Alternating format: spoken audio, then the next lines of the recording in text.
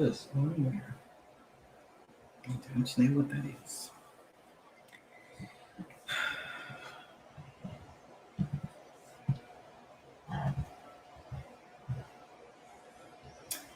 So I have not been catching up with this. This came out on Sunday. So we are going to listen to it. I know notifications are not going out. YouTube is crazy. So I'm going to give it a couple of minutes and see who is able to come in. Hey, Queen.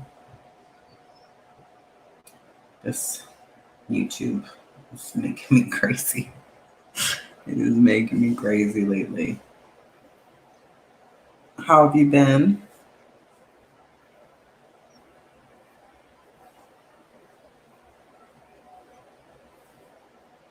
Yes, it did.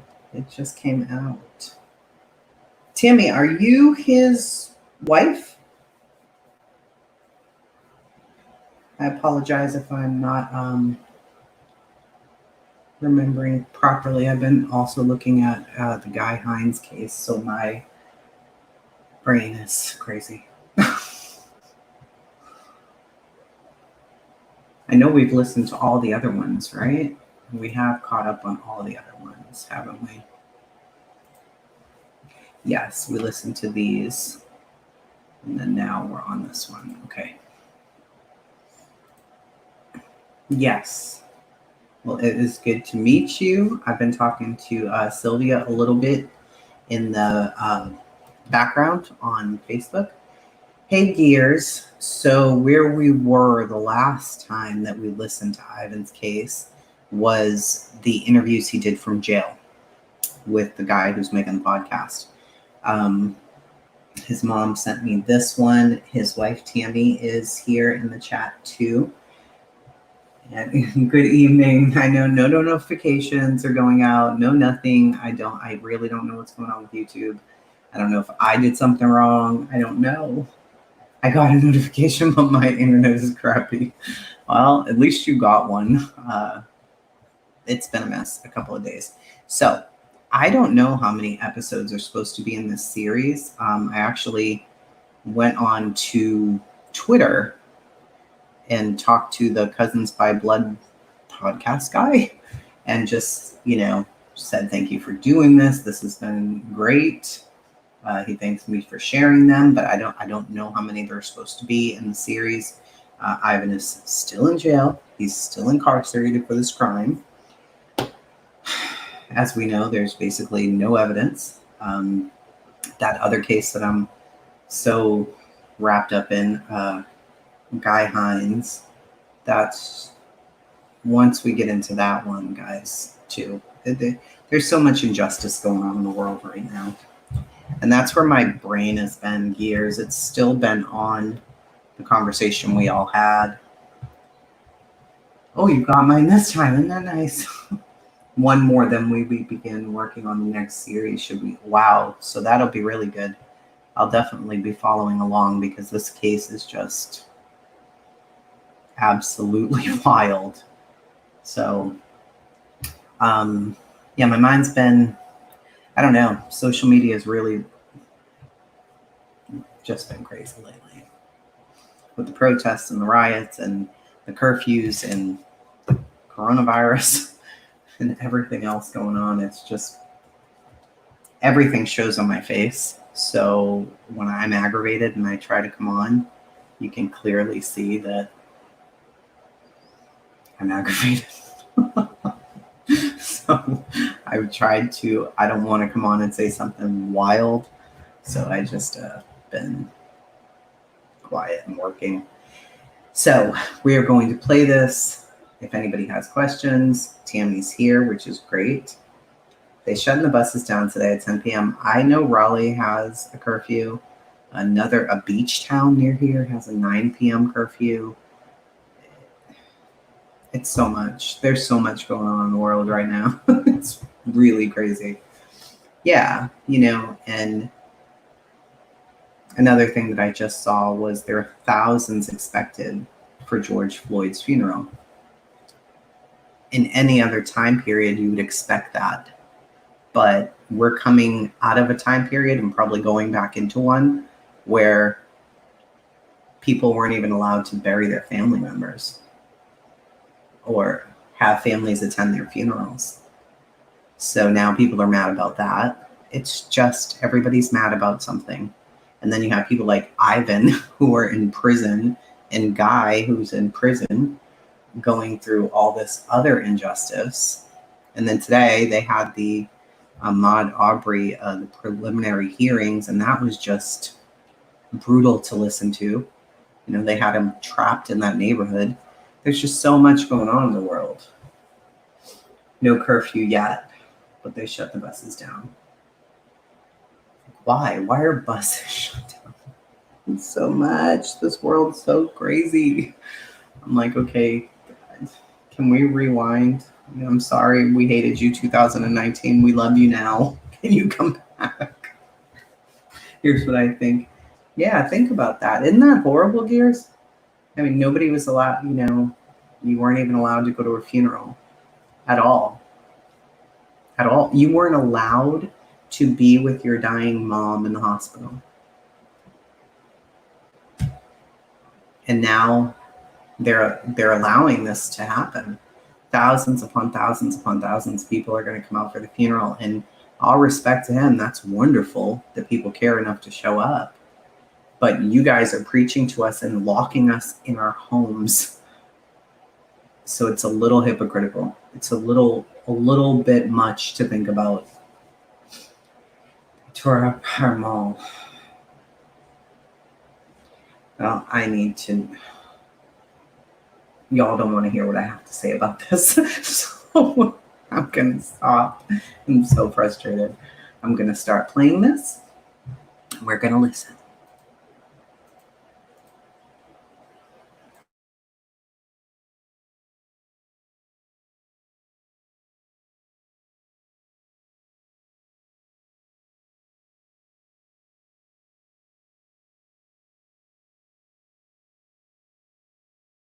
We got him.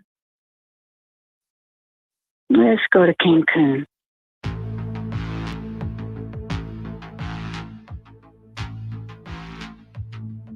When this thing goes to court and trial, I have one shot and one opportunity to be not guilty, or I go to prison and death row. Mm-hmm. That's the reality of it. We have busted alibis. We have caught people in lies. This is just insane because everybody's pointing the finger at somebody else. You just don't hear every day walking in somebody's house, they're going to take the plastic out and pop somebody. So he could get the execution date pretty much any day? Yeah. There's no impediment. This is Cousins by Blood. Episode 9. Let's go to Cancun. This episode will chronicle the last of the jailhouse tapes and Sylvia and Penny's accounts of Ivan's court-appointed attorneys and trial in 2001. Last episode, Ivan had found out that his mom Sylvia could not meet Amy Betcher's stepdad, Mr. Kramer, when he came to town to move out Amy's things from the apartment. Ivan said that there were Dallas Cowboy tickets on the fridge, and when Sylvia entered, they were missing. This led Ivan to believe whoever was in the apartment planting the evidence must have taken the tickets off the fridge. We continue with the jailhouse tapes. Today is the 30th of November. Yeah, I know. Mm-hmm. What does that day mean? Well, I just want you to know what day it is. Oh, yeah. I don't know if you know what day it is anymore. We're coming up on the last month of the year now. Yeah. Tomorrow's December the 1st. Uh-huh. Oh, dandy. No, I don't mean to be shitty this morning. No, I don't take it that way, Ivan. No one's going to work on this like we would, you know? Same thing with those, I'm just trying to be an asshole, but just knowing that he was coming to town yesterday, we should have had someone there camping at the house waiting for him to get there. Because now we don't know if he went through the doors and he took them, and whoever was in the apartment while I was out of town was at that game. All right. Or knows somebody that was at that game. All right. I mean, one simple thing. And now what we don't know is what if what we don't know is what if Mr. Kramer pulled those off the fridge and stuck them in a drawer at the house? I mean, were you able to go through all the drawers there in the kitchen? No, I didn't. We only had about 30 minutes. The manager had to pick up her child. I know the manager had to pick up her child, and I'm glad the child was important to her. But my life is at stake here, and you guys are my only hope. You know, let's say if those tickets were missing and we were to go talk to the head security at that fucking stadium and look at those seats. I mean, what if, you know, we don't even know what seat numbers they were because Ashley hasn't returned the call. Ashley was Smiley's girlfriend, and she sold Ivan the cowboy tickets. I know, but that is a major important link. Since she hasn't returned the call, so if she never calls back, fuck it. No. I mean, come on. If she knows those seats, you know, what if you were able to go talk to the stadium and say, hey, can you pull these seats up this day? And him go, yeah. Pulls it up and look who's there, Carlos eating a hot dog. That's a big, that releases and opens these doors. Or plays a big part of it.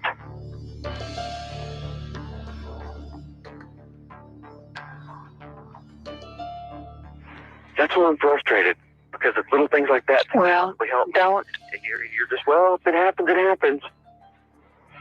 I need your help, Mom. And we're getting mowed down right now. We're getting bulldozed around by everybody else. You know why? Because nobody gives a shit, and their life isn't at stake here. Mine is.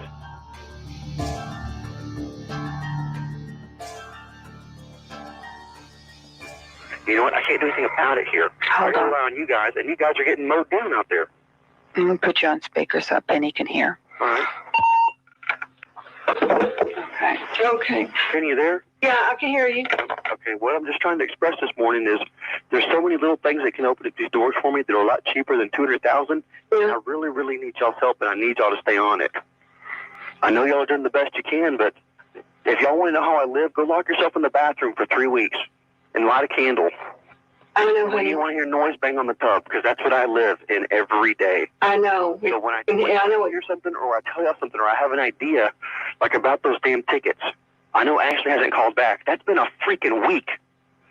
If she, if she hasn't called back, we didn't. If she doesn't call back, you call somebody that knows her apartment number and where she lives. Then you go to her house every day till you get her. The reason is because she knows those seats assignments. And isn't she a teacher?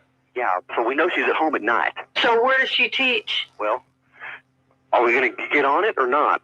Well, does it really matter? If she can't leave if I go to the damn school. No, but they might be able to pull her up for a second so you can get her attention and say, hey, you gave Ivan these tickets. He bought them from you. When doing so, are they your season tickets, or do you know where you got them? So once we get those seat assignments, well, we could tell the officer. We could tell. No, don't tell the officer nothing. Okay. Everybody's dropping the ball here.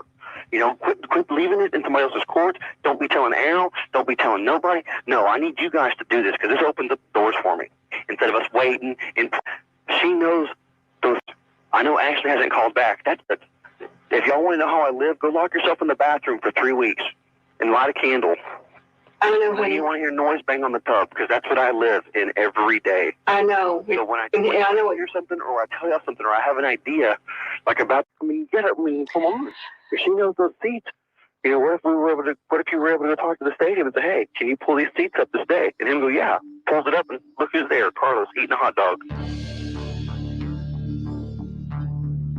That's a big, that releases and opens these doors, or plays a big part of it.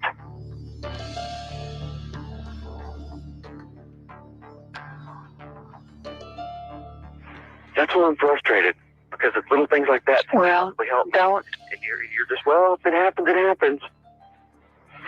I need your help, Mom. And we're getting mowed down right now. We're getting bulldozed around by everybody else. You know why? Because nobody gives a shit, and their life isn't at stake here. Mine is.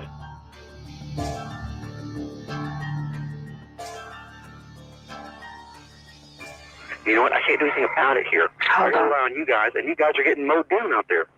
I'm going to put you on speaker so Penny can hear. All right. Okay. Penny, you there? Yeah, I can hear you. Okay, what I'm just trying to express this morning is there's so many little things that can open up these doors for me that are a lot cheaper than $200,000. Yeah. And I really, really need y'all's help, and I need y'all to stay on it. I know y'all are doing the best you can, but if y'all want to know how I live, go lock yourself in the bathroom for 3 weeks and light a candle. I know. When you want to hear noise, bang on the tub, because that's what I live in every day. I know. So when I know hear something, or I tell you something, or I have an idea, like about those damn tickets, I know Ashley hasn't called back. That's been a freaking week. If she, if she hasn't called back. We didn't. If she doesn't call back, you call somebody that knows her apartment number and where she lives. Then you go to her house every day till you get her. The reason is because she knows those seats assignments. And Isn't she a teacher? Yeah, so we know she's at home at night. So where does she teach? Well, are we going to get on it or not? Well, does it really matter? If she can't leave if I go to the damn school. No, but they might be able to pull her up for a second so you can get her attention and say, hey, you gave Ivan these tickets. He bought them from you. When doing so, are they your season tickets, or do you know where you got them? So once we get those seat assignments... Well, we could tell the officer. We could tell... No, don't tell the officer nothing. Okay. Everybody's dropping the ball here. Quit leaving it in somebody else's court. Don't be telling Al. Don't be telling nobody. No, I need you guys to do this because this opens up doors for me. Instead of us waiting and praying and having faith. No, my faith is in you guys. God can't run around town and hook this up. It's got to be you.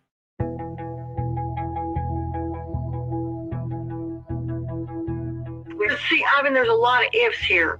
You know why there's a lot of ifs? Because we're not on the ball and we're not there. And we're not on top of it. And I know you're saying that it's hard to be patient and wait and pray, but you know what? I'm sitting in a box for 3 weeks. Well, he's your witness that you were with him and Amy in Arkansas. Remember that? Right. But you know what? You can be called as a witness. You say, yes. That's great. You know what? I use witnesses when I go to court a year from now.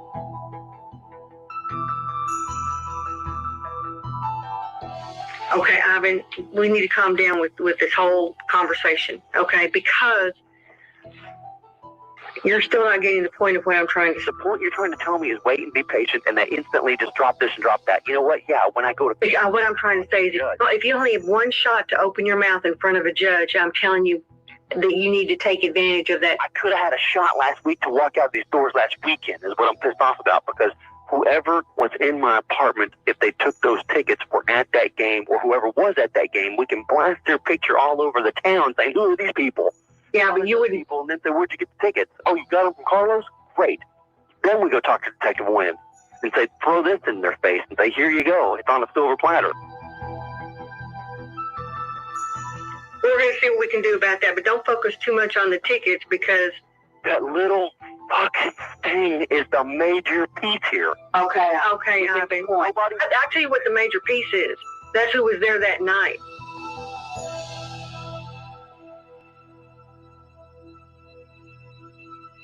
Later, Ivan ran back into Mark or Marty in jail, the kid that Carlos had taken under his wing. Okay. It's either Mark or Marty. Mark or Marty Bond, Right. B-O-H-N. Right. I didn't have a lot of time to talk to him today. Okay. They let me out. He's just now getting put into the shoe. What's he look like? He's he's about probably about 6 foot, heavy, a little heavy. Kind of looks like Carlos, but a white guy. Okay. He told me, because when I went by there, Mm-hmm. I said, what are you doing here? He goes, you need to call Carlos. Carlos wants to talk to you. And I'm like, yeah, right. Mm-hmm. Sure. No, that's not. Yeah, I'm not calling Carlos. Carlos is doing everything to But he told me. point everything to you. He told me that he got in fights that come to the shoe to tell me to call Carlos. Mm-hmm. That Carlos told him that since I'm not out of the shoe, that's his way to get in the shoe. Well, he sure has a way of controlling people, doesn't he? Carlos? Mm-hmm.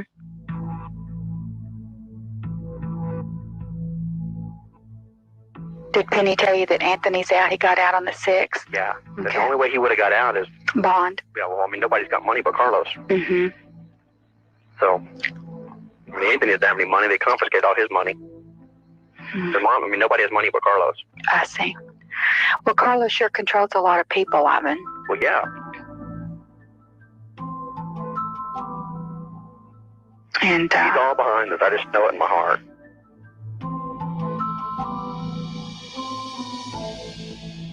Sylvia tracked down Ashley, Smiley's girlfriend, about the tickets. She says, oh, well, come on up. She says, I got time to talk to you. I'm getting ready to go to a party, but I can talk to you. And she called while Sylvia was there. She called her brother and got the tickets, the seat numbers and everything. Great. So your mom's going to move on that this morning. Good. So whoever was Sitting in those seats.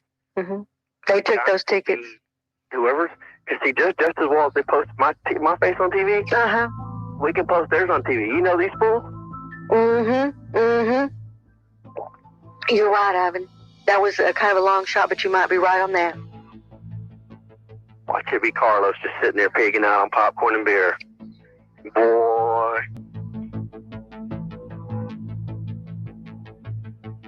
Here's another thing I want to tell you. They're holding me for capital murder, right? Capital murder means that there are two crimes that could be committed at one time. Murder and something else. Robbery. Right. Well, the police automatically assumed that it was robbed, right? Just because the car was missing. What made this crime a capital murder were the murders of James and Amy and the robbery of the Corvette, Amy Kitchen's engagement ring, and James's Rolex. Ivan makes no mention on these tapes about the ring or Rolex. And you'll remember Ivan said he returned the Corvette at 6:30 a.m. and had no idea how it ended up parked in front of his apartment. Okay, so you know what? I'm being charged for capital murder when it ain't even capital murder. All of us are going to know where we all stand when that court-appointed attorney tells you where we stand. They're going to tell you what we have to do, where you stand, where we stand, and how we're going to get you out. And that's nobody can tell us that until that happens. This guy gets paid by the state. The state gets paid by inmates being here. Yeah. Why in the world was going to fight for me to get out and lower the state's money coming into the prison? This is a business. Although Ivan was apprehensive about the court-appointed attorneys, the family had no other options. And this conversation was after he was assigned his attorneys, Matt Geller and Don High. When the last time I met with him, he was, kind of telling me what was going on and what we should do. Okay. And, of course, the angles and the ideas I had and they threw at him are based off the law. Okay. And they have to judge this thing based off the law. Okay. Not based off of opinion. There's three ways that we can go. And the way I look at it, based off the law, we win all three ways. I see. I think we need to talk to Matt and get him in there to talk to you. Yeah, with Mr. High, so that when I tell him something, he doesn't say, well, let me bring Mr. High in here, because we've known that since the first meeting, and I've never met either one. I haven't met the other guy. Yeah, and he needs to bring High in there to introduce him to you. And if Mr. High is going to be a big part of this deal, why has Matt come 3 times about it? Okay. Yeah, I'm not getting impatient or I'm not getting antsy. I would feel more comfortable if I had my attorney team more motivated. And open it and say, wow, that's great. I'm glad you thought of this and not us. And I shouldn't have to, coach my attorneys on how to do this thing. Okay. That's what scares me. Ivan's Aunt Penny actually had a background in law. My degree was in government and politics, and I studied criminal law. And this is what she thought about Ivan's court-appointed attorneys. I don't think they represented him at all. I think they took the money and didn't care. They didn't represent him. If they were representing him, they wouldn't be joking in his face about a murder trial. Penny remembers one conversation Ivan's lead attorney, Matt Geller, had with the prosecution. We were there at the courthouse, and he said, oh, he's harmless. He wouldn't hurt anybody. Come over here, Ivan, sit on my lap. That was his attorney that did that. And who was he telling that to? The prosecutor? I don't know, whoever was in the room. In an interview Penny gave years prior, she remembered it as the lead prosecutor in the case, Bill Schultz. And was it as if he was joking? Oh, he was joking. He was laughing. So and I thought, laughing. This is a serious matter. I don't think this is that was appropriate. And so Ivan's lawyer was telling that to the prosecutor with Ivan in front of him? Yeah, Ivan was sitting there. He had a shocked look on his face and humiliating him in front of us. His partner or whoever he was that was helping him said he didn't have the time because he was too busy. He had to go and practice his little lines for his Christmas play at church. And, to me, if you're a Christian and that's your job to save somebody's life, you're not going to act like you have better things to do. But I don't think they put any time in the case because his lawyer, Matt, said that he was going to get to know the family. We're going to spend so much time together, we're going to feel like family. That he's going to talk to us and get to know us, and he didn't do any of that. And Penny remembers this comment after a meeting at one of the law offices. And we were leaving, and we were in the parking lot. And then he sent I don't know, a mediator who is just absolutely disgusting, when he said to Sylvia, "Why don't you go home and kick back and watch a porno flick?" And we all stood there with our mouth open. We could not believe he said those words to Sylvia. And I wish I could remember that man's name. Sylvia remembered his name. It was Vince Gonzalez. He was brought on as a mitigation specialist by the defense. And she remembered that comment as well. Vince says, "You guys need to lighten up. Why don't you check out a porn flick or something and sit back and kick your feet up and relax?" And we both turned around and looked at him like, "What?" He thought it was going to be funny and make us laugh. Well, it did make us laugh. We were appalled. I felt real bad for Ivan. Here he was in trial, and he had these jokers taking care of him or not taking care of him. And this is what Sylvia remembers about Ivan's lead attorney, Matt Geller. I never heard zip from him. Don High said that at one point, the co-chair for Goeller said, we would be spending a lot of late hours at night talking about the case, and for me to prepare myself for that. And I never got one phone call back. I heard nothing. I never heard from squat from the time he was arrested, other than it was for capital murder, what convicted him, what evidence they had, who was the damaging witnesses. I didn't even know that Amy was talking against him until I found out that she was the prime star witness for the prosecution. So they never told you, "Hey, Ivan's girlfriend, Amy, this is what she's saying"? No. Matt, that's what's so hard for people to understand, because when I told them, or I would say, they never got with us on anything. We knew absolutely nothing. We had no direction. We had no information. They can't fathom that. They just figure it's just a passé comment that I'm making. It is absolute 5,000% true. Well, but so in the time, in the almost a year leading up to trial, so Ivan never knew before trial what Amy was saying. Exactly. How did they not tell Ivan what they had against him? I asked Ivan on visitation, Matt, "Have you heard anything from your attorneys?" He says, and this was several times during the visitation, and he said, "I haven't talked to them since their first meeting."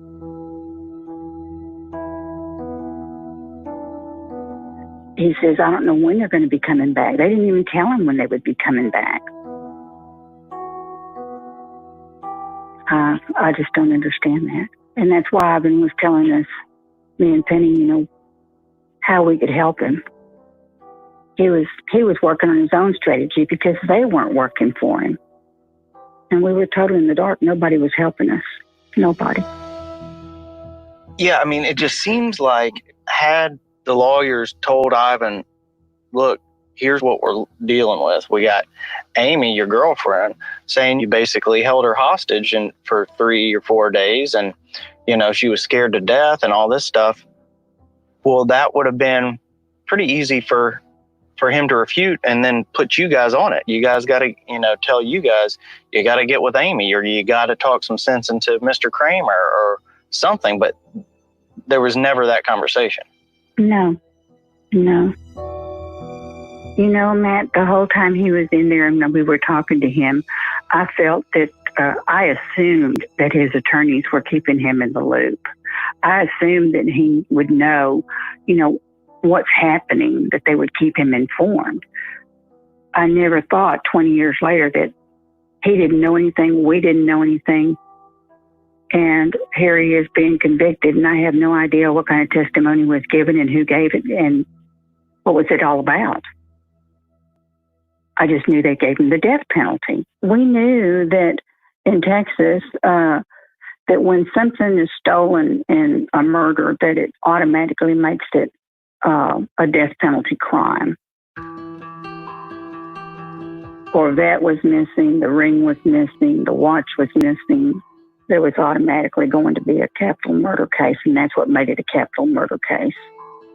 While Ivan was arrested and in jail, did you know that the ring was missing and the Rolex was missing also? Never. I would have asked Abner about the watch. I would have asked Gladys about the watch. The watch was a Rolex and a family heirloom. You'll remember Abner was Sylvia's ex-husband and the brother of James' mom, Gladys. And the Rolex will become a major plot point in an upcoming episode, but we'll get back to that. Also at this time, there was the ring that Amy was wearing. I thought that was strange because Ivan would never have killed anybody and taken off an item off of a dead person. It just doesn't make sense to me. Well, and Ivan never said anything about a ring. Nothing. No watch, no ring. He would have mentioned all that. He had you making phone calls and trying to track down these mysterious Cowboy football tickets. Had he known about any of this other stuff, I mean, he would have had you all over it. Yes. You've met him. Look into this, look into this, look into this. And he never asked us to look into that. So the Cowboy tickets were later found in Ivan's briefcase. Ivan must have taken them off the fridge and put them in the briefcase at some point before they went to Arkansas. But it was important to hear how Ivan was so determined to track down these tickets. If Ivan did commit the murders, would he have been so focused on these tickets and who was sitting in those seats during the game? Could that have been a big ruse to send his mom on a wild goose chase? Or did Ivan really believe someone was in his apartment and took those tickets? You have to decide for yourself. Either way, you'd have to assume if Ivan's lawyers had told him about the evidence they had against him, he would have had his mom and Aunt Penny running around town, chasing down real information, and at least bringing his 30-30 size jeans to his lawyer's office. But these were the lawyers Ivan was stuck with. And how much would it have cost to hire your own lawyer? The retainer was $150,000 at that time. That's the start. So that wasn't a possibility. That wasn't an option. No. So basically, unless you have a couple $100,000, this is what you get for lawyers. Yes. I mean, look at what OJ spent. But Ivan didn't even do it, so why pay for... I mean, even if I'd had the money, I don't know if I would have spent that. I just thought he was coming home. That's how naive we were. During the trial, Sylvia got a mysterious request from Matt Geller. And he asked me if I could show up over there and meet them, him and Don High, and to dress up like I did for real estate and to bring a briefcase. I said, okay. I kind of put two and two together. I knew that they were going to be doing something. He says, there's no one going to be in the courthouse that day. We're going to take you back and meet with Ivan. So I show up over there and we walk back, and it's positioned, the conference room was positioned right behind the judge's chambers where Ivan's trial was going on. Well, and did they tell the court or the bailiff that you were his mom? No, he asked the attorneys who I was, and they told him that I was their assistant, that I'd be taking notes for them. And that's why they asked Sylvia to bring her briefcase. So I sat down next to Ivan, and nothing could come to my mind. I didn't know where to start. I lost my tongue. I had no idea. I thought the attorneys were going to start the conversation and talk to both of us and pull things out, and nothing. They didn't say anything. Ivan didn't say anything. And I held his hand. This would be the last time Sylvia was able to touch her son. And for 15 minutes, Matt, 10 to 15 minutes, we sat there. And then Goeller said, okay, that's enough. We're going to have to end this. And a few days later, we were back into the trial, And all of a sudden, one evening, I get a call from Vince Gonzalez. And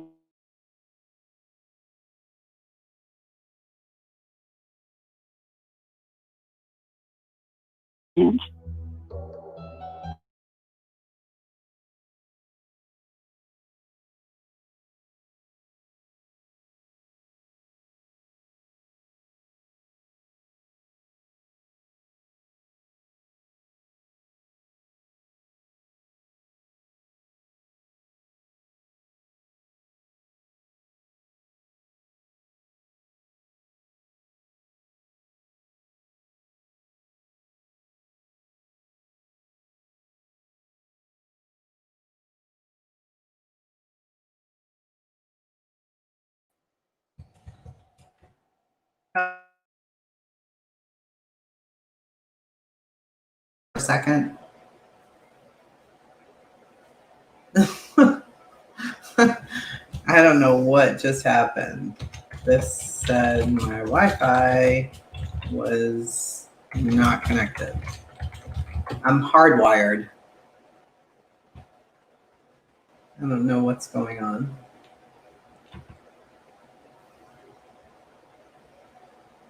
I can't believe what I'm hearing either, Sky. I'm like, what?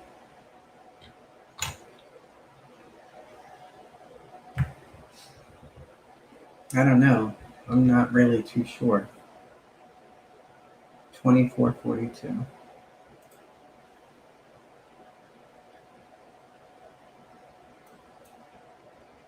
call from Vince Gonzalez. And he says, Sylvia, what is Ivan doing? And I said, I don't know what you're talking about, Vince. And he says, well, he just fired his attorneys. And I said, well, if they're not fighting for him, that's probably what I would do too. And he said, well, the judge is not going to give him. If he thinks the judge is going to give him another attorney, it just doesn't happen. It's not going to happen. You need to talk to him. And I said, I think Ivan's doing what he needs to do. And that's his choice and that's his decision. He says, well, they're not going to allow him to hold it up much longer. It's going to keep going. And so that was the end of the conversation. What I didn't know is that Ivan had the good sense to know that his attorneys weren't fighting for him. I didn't know what to expect out of an attorney that fights a capital murder case. I couldn't grade him if he was doing a good job or what, because I was kept in the dark. And that alone wasn't even a red flag for me, because I thought attorneys did the right thing, that they fought for their clients. So I meet with Ivan one evening at a visitation at the Collin County Jail. And I said, Vince Gonzalez called me and said that you had fired your attorneys. He said, yeah, they're not fighting for me.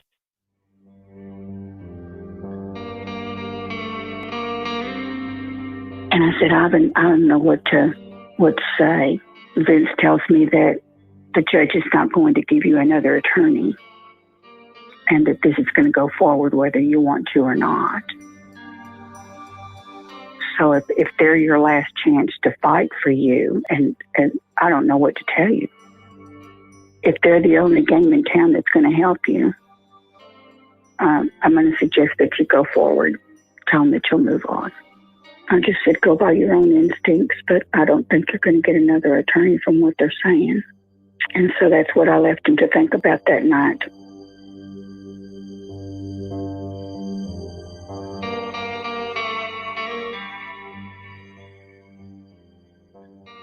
And I'll never forgive myself for that, Matt. Because they were lying to me. They were lying to me.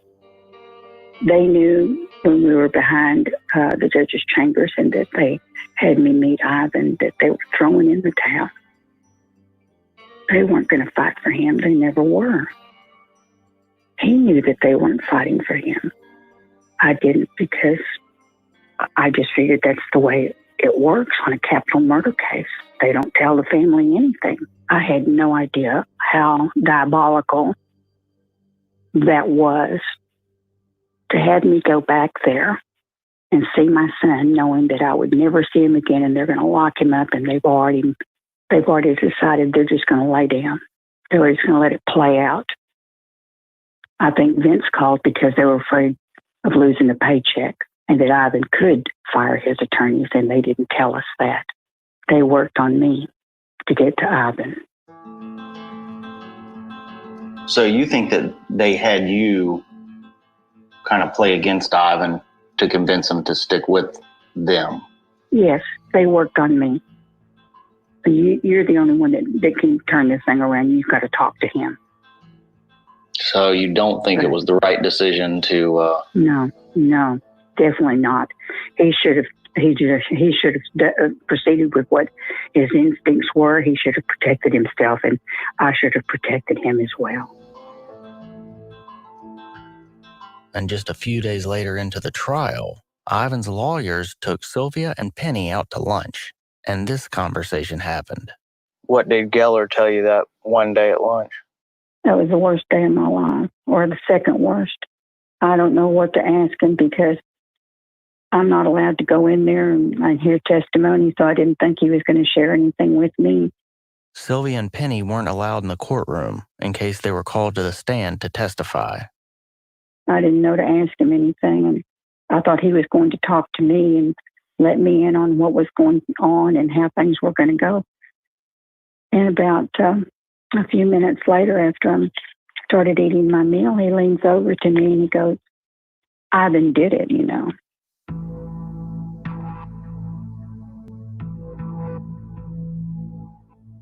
You know Ivan did it. And I remember just being numb.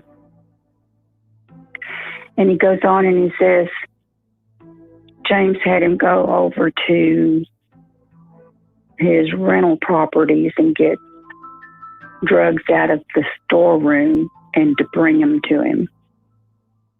But he was going to pay Ivan to do that for him. And he says, he killed him because Amy Kitchens called him a pussy.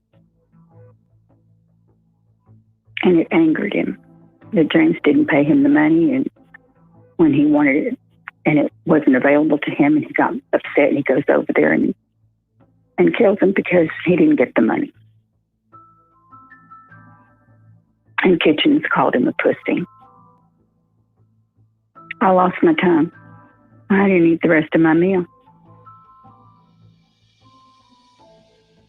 Whatever stage of depression I was in, I was even further. And I can still go through that same feeling right now. His own lawyer was tossing in the towel and wasn't going to fight for him. And just when you thought this case couldn't get more confusing? Where did he get that information from? He told me that Ivan told him. Do you think Ivan told him that? No. I think they were covering their bases. They didn't know what they were doing. They didn't know how they were going to help him. And so that I wouldn't think ill of them not working for him. I think they were just snowing me, giving me a snow job. What a good boy am I. Look how hard I worked for your son. Was Don High there at that lunch? Yes, he was talking to Penny. And he was, I asked Penny on the way home what he was talking to her about. And I shared what Goeller told me. And she said that he was talking about being in a play in December. It's a Wonderful Life at the Downtown Majestic Theater. And that when he left trial,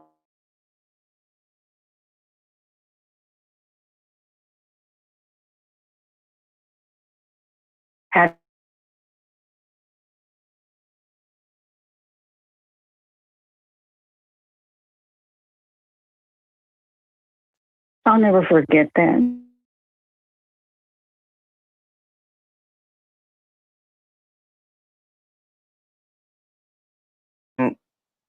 So I talked to Don.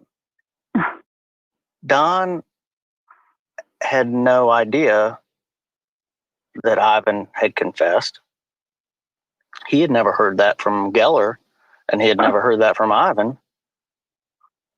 So why is Geller telling you and not his own partner? This is a major baffler.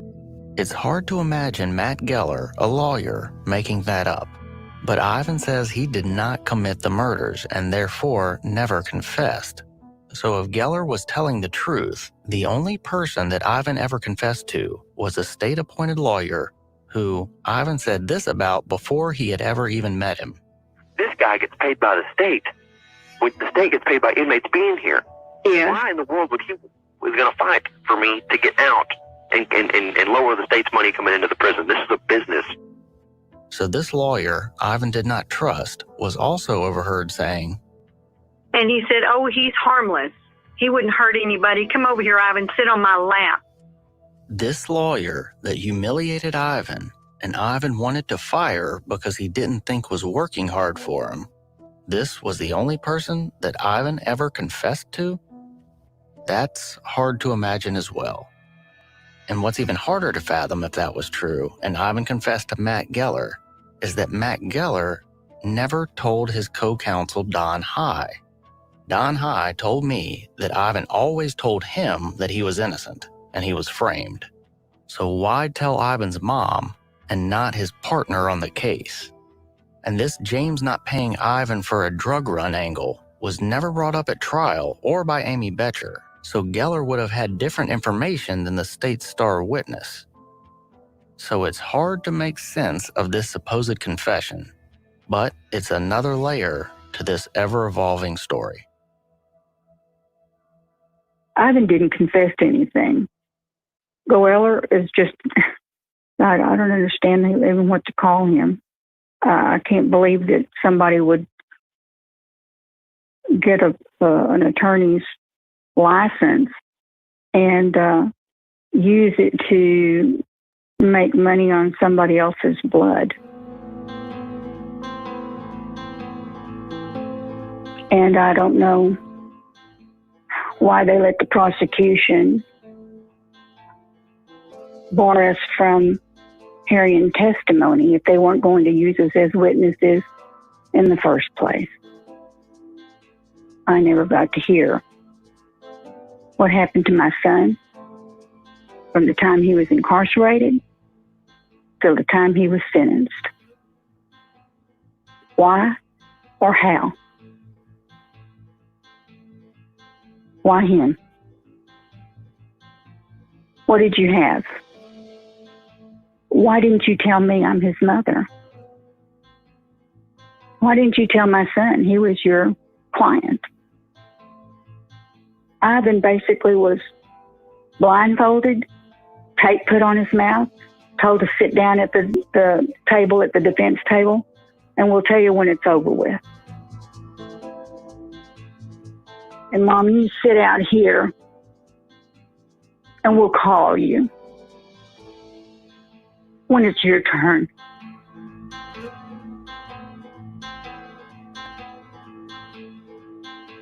I did not get my turn, and my son did not get a fair trial.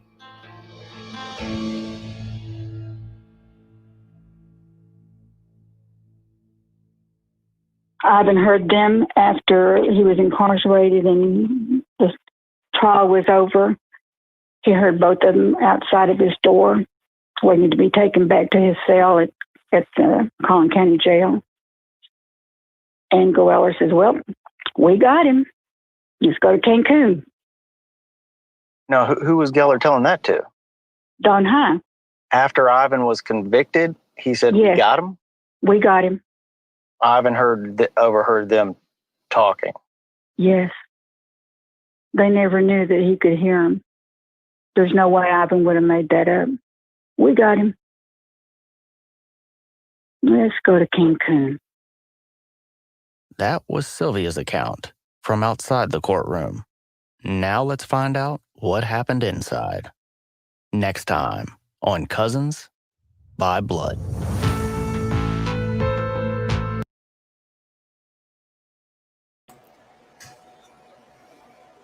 So, let me get this straight, because this would make sense, but I never thought about this until just now.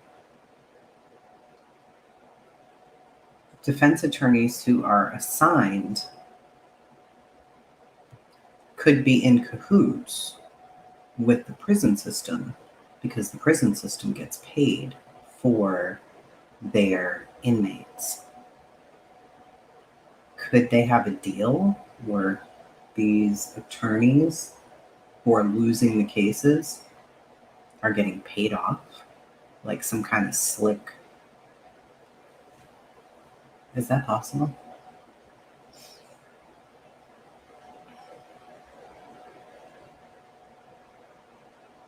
Man, years, that can't even be right. That literally just dawned on me. Like, could that be possible? I mean, I guess it could be, right? Because how could you not call one witness? Like, why didn't you obtain his time cards from his jobs? Why didn't you pull in every person from the party that he went to who said that he wasn't beat up, or nothing was wrong with him? Why wouldn't you do that? I don't understand this. I don't understand any of this. That's insane. So I found something that Tammy wrote. I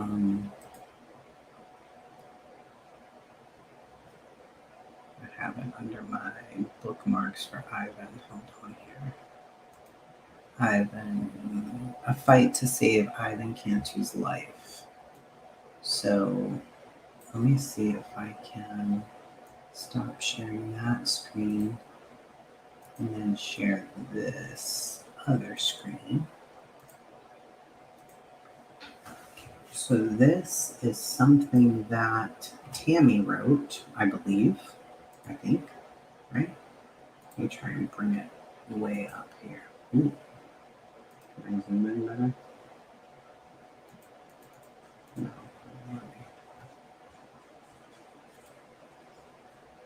Seriously, like, thanks. Appreciate you. Thank you. So, no prints or biological evidence collected at the crime scene were ever linked to him. He lacked a credible motive for killing. Hello. Tip sheets named 2 other suspects, right? They didn't call one witness to testify for this man. They did not hire any experts, forensic or otherwise, to disprove the state's expert witness. He spent 9 hours with his defense. 9. To help you understand Ivan's innocence claim, 3 sections of the document will recount Ivan's conviction and the trial evidence, the testimony, reconstruction. So she puts all of this in here, and then it comes down to the bottom. So, the medical examiner stated the following in a post-trial interview. James was killed while sleeping. This disputes the prosecution's theory that Ivan went to talk to him and then killed him. James and Amy were most likely not killed at the same time. James was killed first. Amy was shot in the doorway of the master bath, then on the bed. Her body was dragged across James, and she was placed on the floor face down. Neither victim was beaten. There was no trauma. Hold on, though. The blood spatter could not be derived from anything but gunshots. This disputes the prosecution's claim that both victims were beaten and tortured. The person responsible for these murders had to have been covered in blood. No blood was ever found on Ivan or in any vehicle driven by him. That alone right there is so... Where is it here? So I saw something else that I was reading and I was like, what? Something about them saying that didn't he recant the medical examiner later? Like, this is what I can't. Now, have you guys gotten in touch with like the governor there? Have you guys done like a writing petition, like get a group to just write? Like in the Guy Hines case, they started a group, right? They have a group. It's a true crime group, and it's just about that case. That's it. They do Twitter storms where everybody tweets at the same time to the governors, to attorneys, to celebrities, so that people can hear the story. If, unfortunately, social media runs everything now. Everything. And I mean, Kim Kardashian went and got people freed, so it could happen. And she's got a change.org petition, everything. And it's his girlfriend who's doing this. She met him while he was in prison. And she's been organizing all of this. She was on the other day, and there was a man who volunteered. He's been dealing with injustice since 6 years ago, and he learned all of this stuff. So now he's helping her with this case, and he's amazing. If you go look, you'll see that we did a video the other day. It's called Guy Hines Facebook group. It's here on the channel, and you'll see the man that I'm talking about. Yeah, but it's only you two. That's the point, Tammy. It's just you and Sylvia. That is a lot for you guys to do. If you start a group, then people are weird, like me. They're interested in true crime. It's like, I don't know why. It's what people do. And then there are other people who just want to help however they can. So if y'all can organize it in a way where people jump on board and try to help you, maybe it can get more exposure. I mean, that's how I saw Sylvia's post. She just was posting it everywhere, and some jerks tried to tell her to stop posting it because her son was guilty. And I'm like, who are you supposed to be? You will shut up. That is not okay. Yeah, it's like they're handling every case.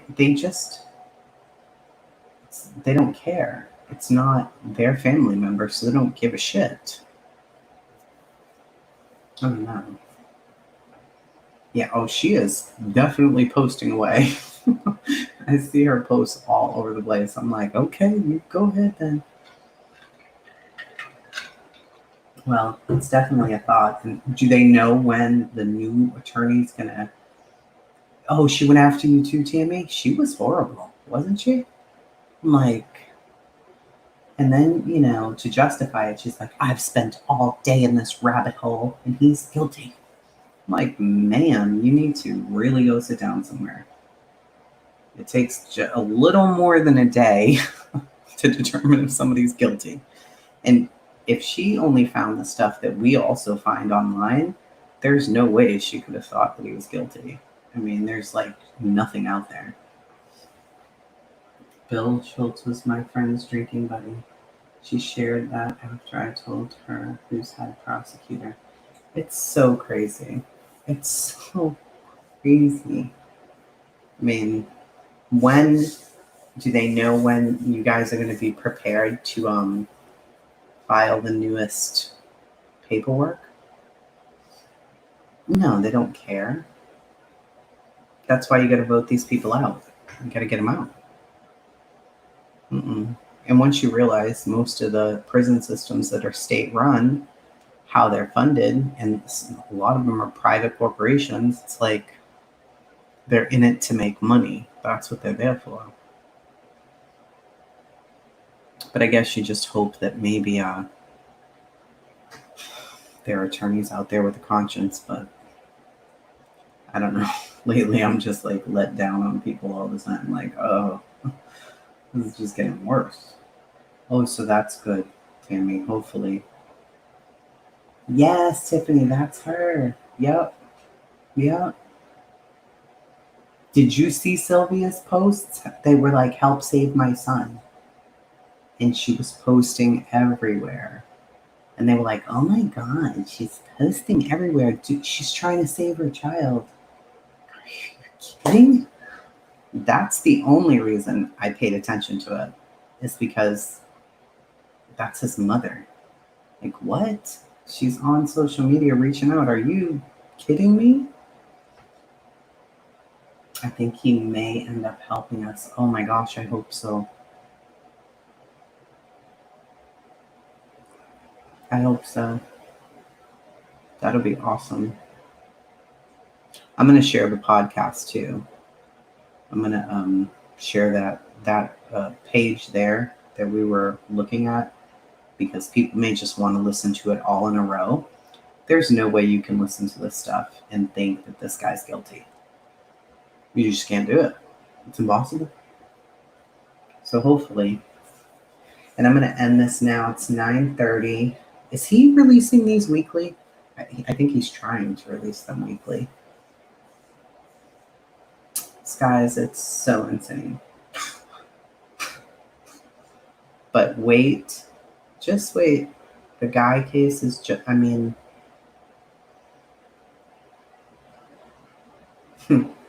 there's so many cases. And there's so many like this, where it takes people like Tammy and Sylvia who are like, no, no, no. We're not going to stop until we have nothing left.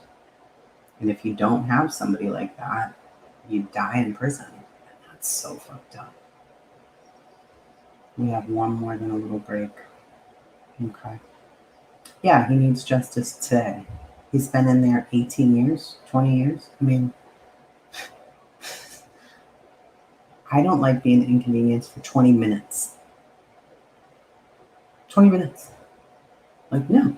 Wait for an elevator or tell me I can't do something and I have to wait? Oh, no.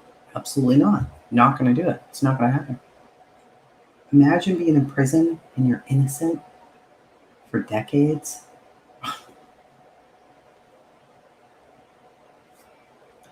I don't know. Between this and the other stuff that we were covering a couple of months ago with the whole shadow government stuff, it's, I don't know how people talk about anything else. The injustices going on in the United States are shocking. They really are. 20 and a half years.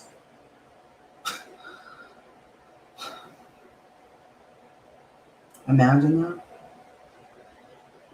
Hi, is talking to Matt Duff, the podcast. That's awesome. Good. You're right. He doesn't deserve to be in prison. This is horrific. So you guys should share the podcast. You don't have to share this video. You can share this. Just everybody share it, share it, share it. If you have Facebook, if you've got Twitter, Instagram. And that's why we watch these videos and talk about this stuff. Just share it and tell a little bit about what you know about the case. Like, hey, you guys should really listen to this because this could happen to your brother or something. It could help. You never know. Somebody runs across stuff every day. Social media is big. You never know what somebody might listen to or who that person might be connected to. So share it. And I'll probably be on a little bit tomorrow, but we're supposed to get that storm. It's like 90% chance. And it is windy right now. So who knows? We'll see. Thank you too, Tammy. Thank you for coming in. I appreciate it. You guys keep hope. Everybody's praying for you guys. We're going to share it. We're going to do whatever we can, post it in groups, get people to listen.